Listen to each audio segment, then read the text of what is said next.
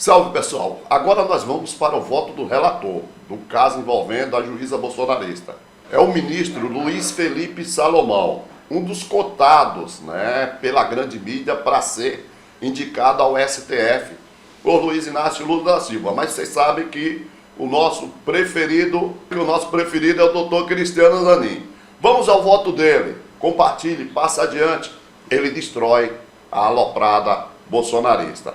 No final desse vídeo você encontra o link para o vídeo dos outros ministros estarrecidos com a fala que você já assistiu da juíza bolsonarista. Passa adiante.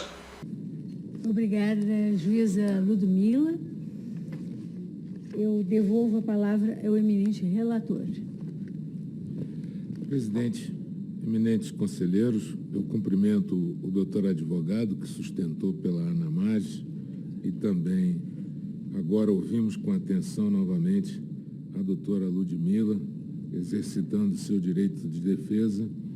Nós aqui, de maneira muito objetiva, muito serena, apreciamos fatos. Ninguém aqui, nenhum de nós que atuamos no CNJ, temos a questão subjetiva de virtudes ou defeitos, mas fatos que se enquadram ou não na lei orgânica da magistratura e que, se enquadrarem, ensejam um procedimento disciplinar, apurados os fatos, penalidade. Não ensejando o procedimento, arquivamento.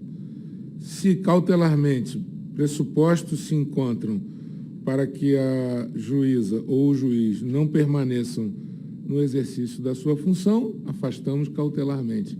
E assim é o que fazemos de maneira criteriosa, objetiva, sem nenhum envolvimento pessoal ou que não seja com elementos absolutamente racionais. Fatos, enquadramento na legislação pertinente. E aqui, pelo meu exame, cheguei à conclusão de que todos esses fatos são seríssimos, graves, incompatíveis com a função da magistratura, porque ferem diretamente dispositivos previstos no Código de Conduta, na Lei Orgânica, na Constituição Federal e causam um abalo para a imagem de todo o Poder Judiciário. Primeiro fato, entrevista no programa Pingo nos Is. Bom, sem falar que a consequência imediata é o desleixo e o descaso em relação à principal atividade para a qual a magistrada deveria atuar, que foi o que vimos no procedimento anterior, quando a vara fica absolutamente abandonada. Fato número 1, essa entrevista ao programa Pingo nos Is está em sequência cronológica, como percebem os eminentes conselheiros. Essa primeira entrevista, eu vou apenas destacar, presidente, eminentes colegas, alguns desses trechos, para não cansá-los e também para não tornar esse voto muito longo. Ainda temos vários outros casos de pauta. Respondendo ao apresentador, a juíza diz o seguinte: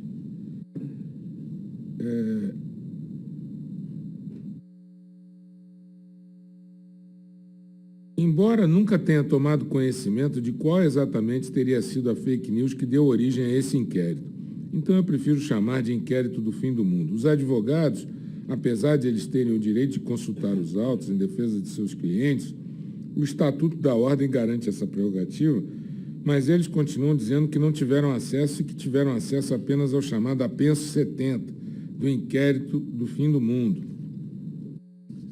E aí, lá na frente, ela diz: nós estamos aí em um momento de extremo ativismo judicial. Cabe ao presidente da República as melhores escolhas, então torcemos para que juízes não ativistas venham ocupar as próximas cadeiras nos próximos anos.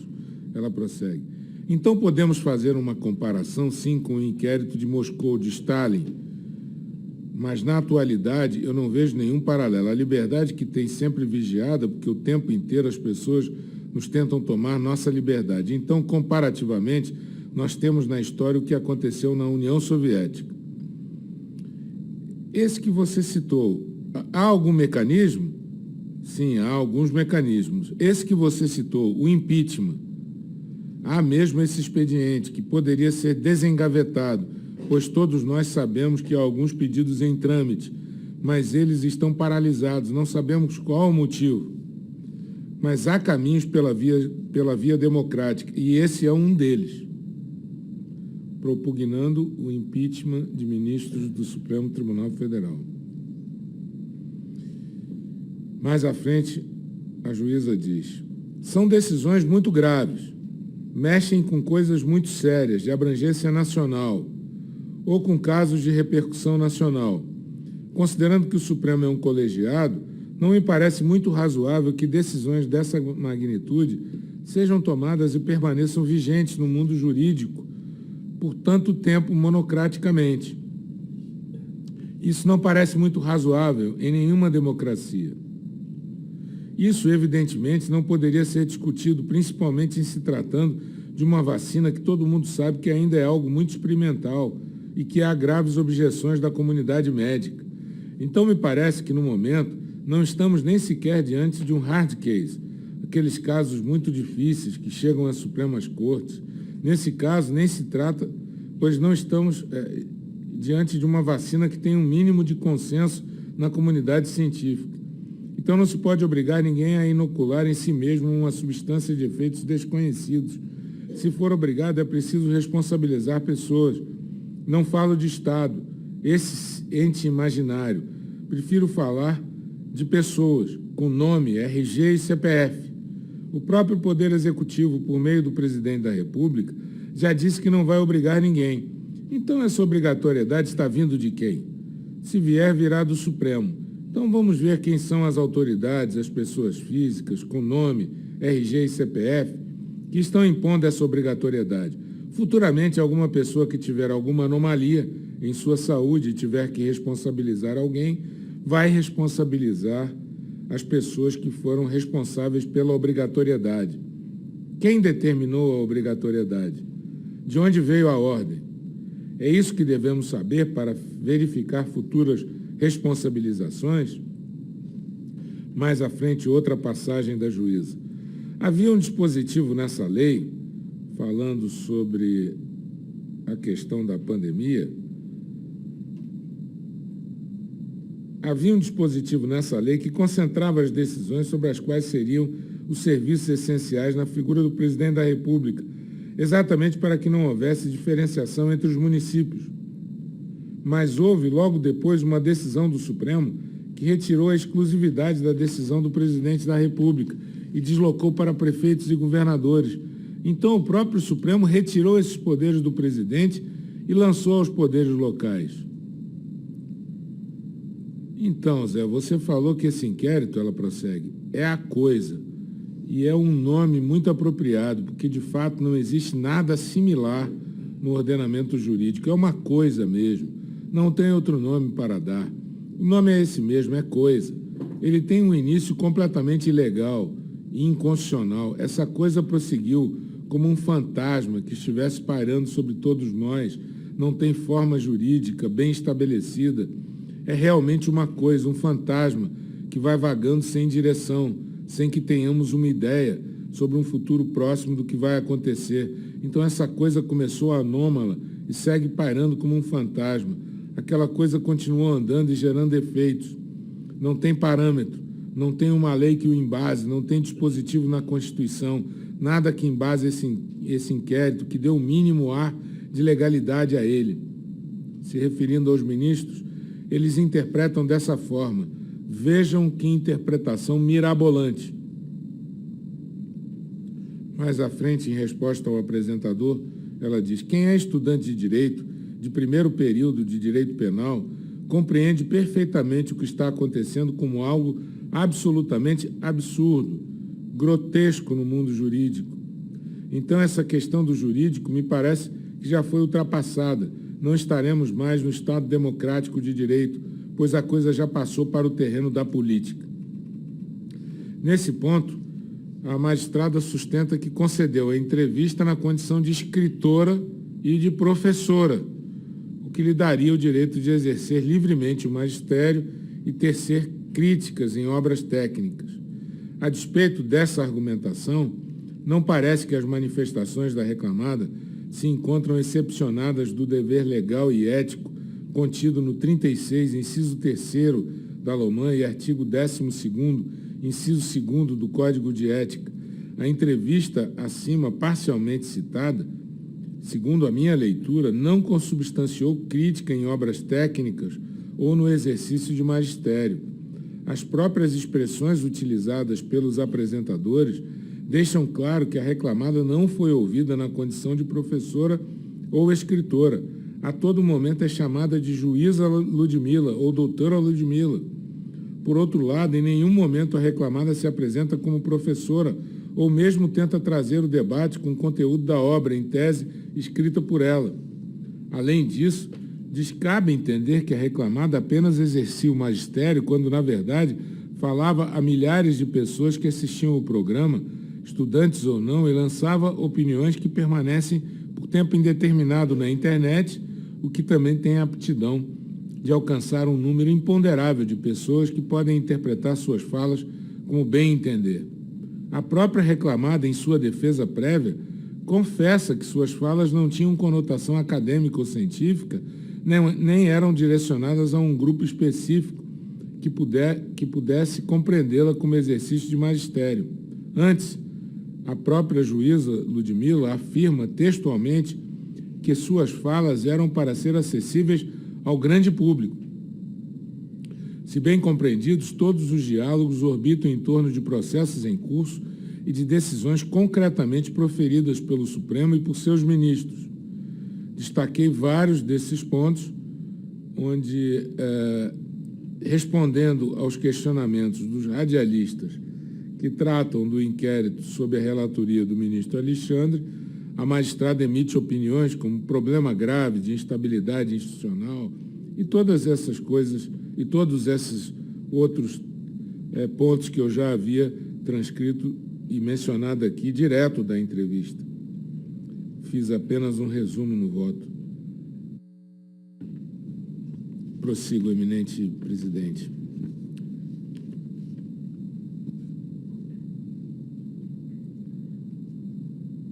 A LOMAN, no artigo 35, dispõe o seguinte: são deveres do magistrado, inciso 1º, cumprir e fazer cumprir com independência, serenidade e exatidão as disposições legais e os atos de ofício.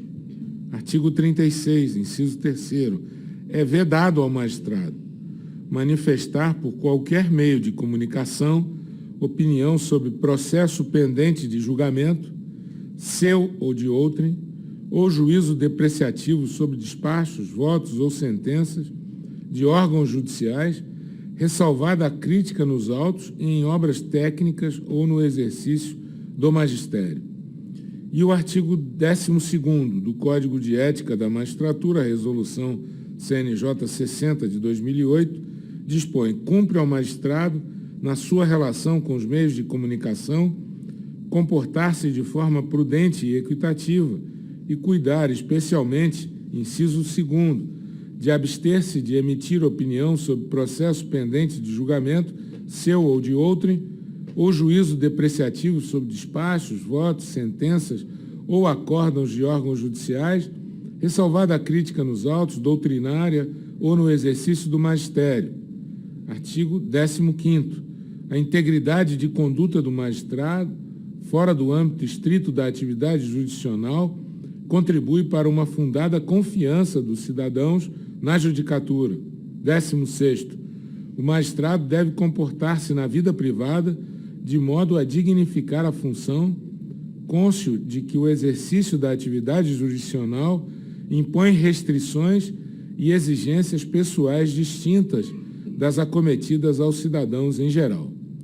Penso que essa entrevista, esses fatos, até aqui, se amoldam a esses dispositivos de modo a ensejar a abertura de um procedimento disciplinar. O segundo fato: matéria publicada em 19/8/2021, intitulada Os Perseguidores Gerais da República do Brasil. No início da matéria, com uma fotografia montada na qual foram incluídas imagens dos ministros Barroso e Alexandre de Moraes, no corpo do texto dispõe-se o seguinte: invocando o julgamento espetáculo dos processos de Moscou, a juíza faz referência ao procurador-geral soviético Vyshinsky, que teria sido descrito pelo historiador britânico como o perfeito modelo de canalha, bajulador dos superiores e arrogante com os subalternos. E aí, mais à frente, ela diz: os Vyshinskys de nosso tempo estão no poder.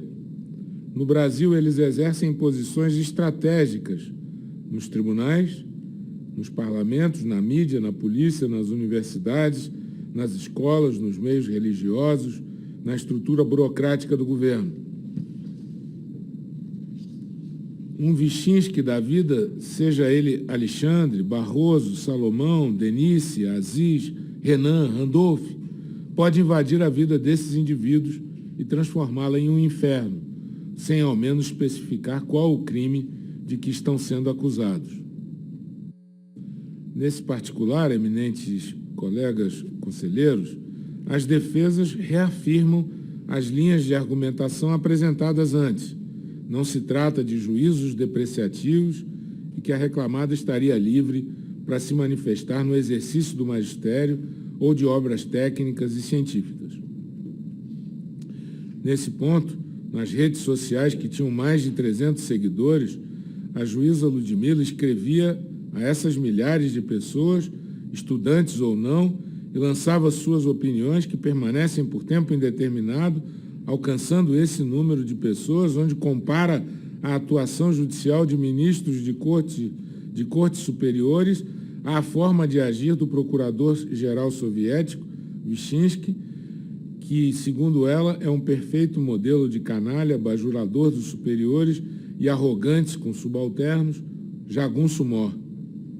Nesse texto, também penso eu que a juíza feriu, até aqui pelo menos, com os dados e os elementos que temos, as mesmas regras do 35 da Loman, inciso 1º, 36 da Loman, inciso 3º, e o Código de Ética da Magistratura Nacional. O terceiro fato, como foi até dito da tribuna pela própria juíza, ela conhece os familiares do foragido Alan Lopes dos Santos, e ela auxilia na divulgação do seu novo canal, depois da ordem de bloqueio emanada pelo Supremo Tribunal Federal. Não há mais o que tecer considerações em torno desse fato. Também eu penso que fere até aqui, pelos elementos que temos, os deveres funcionais inerentes à magistratura, notadamente o de manter conduta irrepreensível na vida pública e particular e de se abster de proceder de forma incompatível com a dignidade, a honra e o decoro de suas funções na forma do 56, inciso 2º da Loman.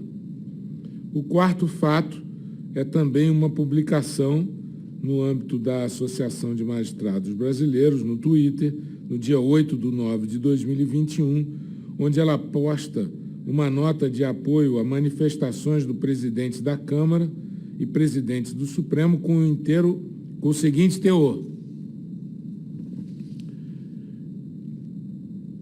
transcrevi o teor da manifestação da associação e logo em seguida, em resposta à postagem da AMB, a juíza se manifesta. A juíza Ludmila: ato autoritário é juiz abrir inquérito e figurar como vítima, investigador e julgador ao mesmo tempo. A mesma linha de argumentação e a mesma situação das questões anteriores, dos fatos anteriores, que, no meu modo de ver, ensejam a abertura do procedimento disciplinar. O quinto fato é a participação em um congresso com conotação aparentemente política, no dia 25 de 9 de 2021. Ela dispõe na rede social dela: estarei no dia 25 de setembro em Florianópolis, a vara dela é em Unai. Estarei no dia 25 de setembro em Florianópolis no evento Coalizão Santa Catarina, que terá como tema principal Nossa Liberdade. No folder de apresentação do evento constam como palestrantes Ernesto Araújo, Carlos Jordi, Bernardo Custer, Alan dos Santos, Silvio Grimaldo, Paulo Briguet, Pedro Augusto, Felipe Martins, Christian de Rosa, Gessé Lopes, Ana Campanolo, Otávio Facuri, Felipe Barros, Rafael Nogueira e Augusto Nunes. A página do evento o descreve como uma coalizão conservadora em Florianópolis, o preço da liberdade. Neste evento único e exclusivo, os participantes e palestrantes terão a oportunidade de debater os rumos político-culturais do Brasil em uma das mais belas praias catarinenses. Não preciso dizer que o evento ensejou valores elevados na sua captação. Nesse ponto, as defesas alegam que o evento discutiria os rumos políticos culturais do Brasil. Tal evento, que se chama O Preço da Liberdade, tinha como propósito discutir o autoritarismo no Brasil, especialmente quanto às restrições de liberdade durante o período de emergência sanitária. A tese defensiva não convence, pelo menos até aqui, porque a manifestação de pensamento é livre, todos nós sabemos, mesmo fora do âmbito estritamente jurisdicional, mas não é para o magistrado totalmente aberta a participação de eventos com conotação político-partidária. Essa regra é vedada pela LOMAN, pelo Código de Ética e pela Constituição Federal. O sexto fato, publicação no Twitter sobre a decisão da Justiça Eleitoral do Paraná, de 3 de 9 de 2022, onde a juíza Ludmila Lins Grilo faz a seguinte publicação: uma das maiores bizarrices da legislação eleitoral é a tal regra do tamanho da fonte.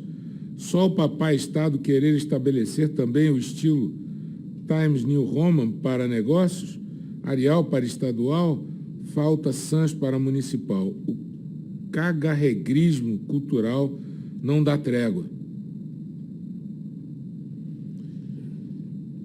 Eu também me dispenso aqui, diante da postagem da juíza, de justificar o fato de sua linguagem vulgar ferir as regras da LOMAN. E o fato sétimo, que também é outra publicação no Twitter, menosprezando o cargo que ocupa, porque no dia 4 de setembro de 2022, ela fez a seguinte publicação no seu perfil pessoal: essa é uma luta em glória.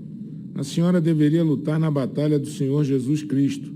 Essa é a luta que trará resultados, a vida eterna. Lutar contra carne e sangue não tem futuro. Um dia, infelizmente, você será destruída. Lembra do procurador demitido por causa do outdoor? E aí, em resposta, a juíza Ludmila se manifesta: essa é a mentalidade média do brasileiro carguista. A maioria acha que perder um carguinho significa a destruição de alguém. Nesse ponto, a reclamada, em sua defesa, afirma que teria sido expressamente questionada e, por isso, utilizou a oportunidade para, como professora, explicar que um cargo é algo muito pequeno quando comparado à própria vida ou à liberdade. A linha de defesa, por hora, não convence. O interlocutor da juíza Ludmila faz referência expressa ao procurador demitido, como sinal de que um dia a magistrada seria destruída caso persistisse em uma luta em glória. Assim, ela diz não temer que o carguinho não significaria a destruição da pessoa. Também aqui, menosprezando o seu próprio cargo, ela fere a dignidade da honra e do decoro da magistratura e também alguns dispositivos do Código de Ética e da LOMAN. Pelo menos até aqui, esses são os fatos apurados e esses são os enquadramentos que se permitiu fazer. Fundamento aqui, portanto, que é necessária a abertura do PAD, com todos esses fatos. Optei por juntá-los numa sequência para justamente não fazer a estratégia de abrir vários fatos para justificar e tornar difícil a defesa dela. Ao contrário, né, se utilizou do mecanismo correto de juntar todos os fatos e, creio eu, diante dessas circunstâncias, não me parece também recomendável a sua permanência na função diante do que se viu aqui dos fatos apurados e da própria sustentação que a juíza fez na tribuna. Digo aqui que tudo que foi colhido nos autos, o inconformismo com as decisões proferidas, baseia-se numa narrativa inverídica de perseguição e de colocação da juíza Ludmila na posição de alguém que sofre injustiças e privações em razão de seu comportamento de enfrentamento ao sistema de justiça vigente. Nada disso até aqui foi demonstrado. Ao contrário, ela falta com o seu dever funcional e ataca as instituições sem nenhuma contrapartida para ela. A própria associação interveniente nomeia as providências tomadas nesses autos como castigo ou crueldade contra a juíza reclamada, para que a seu bel prazer possa destruí-la. Compara os perseguidores romanos contra o povo e os servos de Cristo, com supostas perseguições contra a magistrada.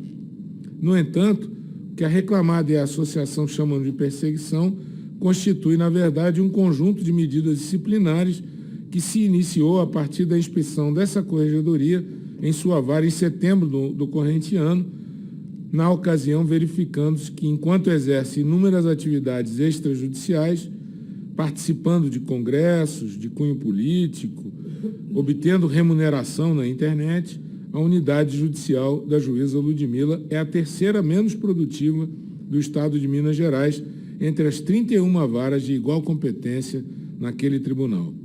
Outro ponto digno de nota é a baixa percepção da juíza Ludmila acerca da institucionalidade de suas funções.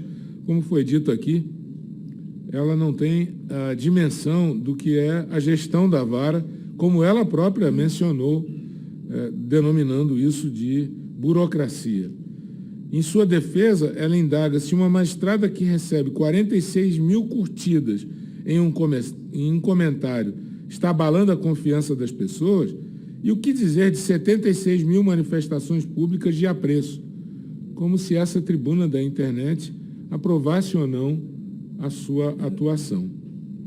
Tais manifestações deixam claro que a juíza Ludmila considera que o bom juiz é aquele que tem a aprovação pública dos seus seguidores, do que se pode concluir que, em alguma situação concreta, suas decisões judiciais podem ser guiadas por esse populismo ou pela possibilidade ou não de agradar o maior número de seus seguidores. A permeabilidade dos magistrados a influxos emanados de possível reconhecimento pessoal significa nada menos que a sucumbência da magistratura ou da judicatura à própria vaidade do juiz.